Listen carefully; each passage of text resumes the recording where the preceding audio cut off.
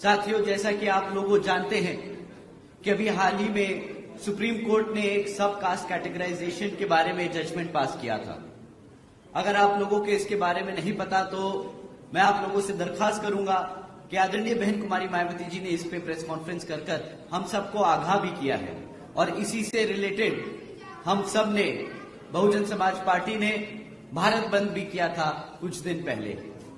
ये जो जजमेंट पास हुआ है इसको मैं आप लोगों को समक्ष में बताना चाहूंगा।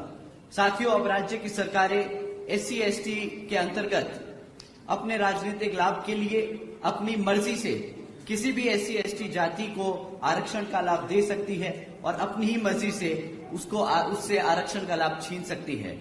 साथियों, ये कहकर कि भाई ये जातियां पैसे से संपन्न हो चुकी है तो इनको आरक्षण की जरूरत नहीं। अब आप बताइए साथियों, आप सब आरक्षण के मुद्दों को समझते हैं, आरक्षण की मूल भावना समझते हैं।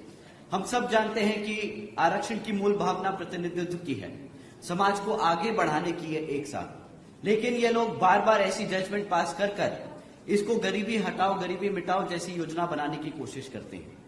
साथियों, भाजपा और कांग्रेस ने सोची समझी साजिश के तहत ये जजमेंट पास कराया। देश में से आरक्षण को खत्म करने के लिए इन्होंने ये पहला कदम लिया है। आदरणीय बहन जी ने इस फैसले पे सवाल उठाया और पूछा कि क्या जिन्हें आरक्षण का लाभ मिला है क्या आज वो उनकी सामाजिक स्थिति इतनी बेहतर हो गई है, क्या उनके साथ क्या भेदभाव खत्म हो गया है। यहाँ बैठे हमारे सब बिरादरी के साथी लोग हैं, आप सबके दोस्त यार, आपके सब साथी SC/ST जाति से भी आते हैं, हमारे SC/ST जाति के साथी लोग हैं। आप बताइए, क्या आप लोगों के साथ भेदभाव खत्म हो चुका है? बताइए, क्या आप लोगों को वो सम्मान मिलने लगा? उसी क्रम में साथियों, जिस तरीके से आप लोग समझते हैं कि हमें आज तक वो सम्मान नहीं मिल पाया, अभी इसमें बहुत लंबा समय लगेगा, हमें इस पे बहुत काम करना पड़ेगा। हमें सब लोगों को एक साथ लाकर उन्हें समझाना पड़ेगा कि क्यों SC/ST जातियां पिछड़ी रह गई हैं। साथियों, ये SC समाज को बांटने के लिए इन्होंने शुरुआत की है। जब आप एक समाज से आरक्षण ले सकते हो और दे सकते हो तो वो क्या आपस में गुट बनाने की कोशिश करेंगे, बांटने की कोशिश करेंगे, आपस में झगड़ा कराने की कोशिश करेंगे। साथियों, SC समाज की आजादी छीनने की शुरुआत है, ये संविधान को बदलने की शुरुआत है। आज ये आरक्षण है, कल आपकी आजादी छीन लेंगे। ये एक बहुत सोची समझी साजिश है। साथियों, संविधान बचाने के नाम पर भाजपा और कांग्रेस मिलकर संविधान को बदलकर हमारे आरक्षण को खत्म करने की कोशिश कर रही है। आदरणीय बहन जी ने कहा है कि अगर ये भाजपा का NDA और कांग्रेस का इंडी अलायंस वाली पार्टियां, जिसमें ये समाजवादी पार्टी, आम आदमी पार्टी जैसे लोग शामिल हैं, अगर ये लोग हमारे SC/ST समाज के आरक्षण के इतने बड़े हितैषी हैं तो ये सब मिलकर पार्लियामेंट के जरिए रिजर्वेशन एक्ट को संविधान की 9वीं सूची में डालकर उसको हमेशा हमेशा के लिए सुरक्षित कर दे। परंतु मैं जानता हूं कि साथियों, ये लोग कभी भी आपके आरक्षण को 9वीं सूची में नहीं डालेंगे। ये चाहे तो कर सकते हैं परंतु ये नहीं करेंगे। साथियों, इसी क्रम में जब ये जजमेंट आया तो इसको ध्यान में रखते हुए आदरणीय बहन जी ने और बहुजन समाज पार्टी की ये भी एक नई पहल है कि भाई आज के बाद से हमारी मांग जुडिशरी में भी रिजर्वेशन की होनी चाहिए। हम चाहते हैं कि जुडिशरी में भी रिजर्वेशन हो ताकि आगे कोई ऐसे जजमेंट पास ना हो जिससे हमारे SC/ST समाज के आरक्षण या उनके हितों के लिए उनके हितों से कोई खिलवाड़ कर सके।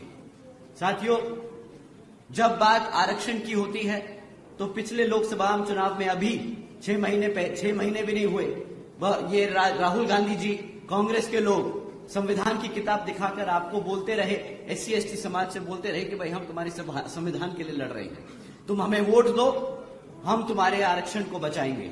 परंतु जब ये जजमेंट पास हुआ तो आप जानते हैं राहुल गांधी जी ने क्या स्टैंड दिया, उन्होंने क्या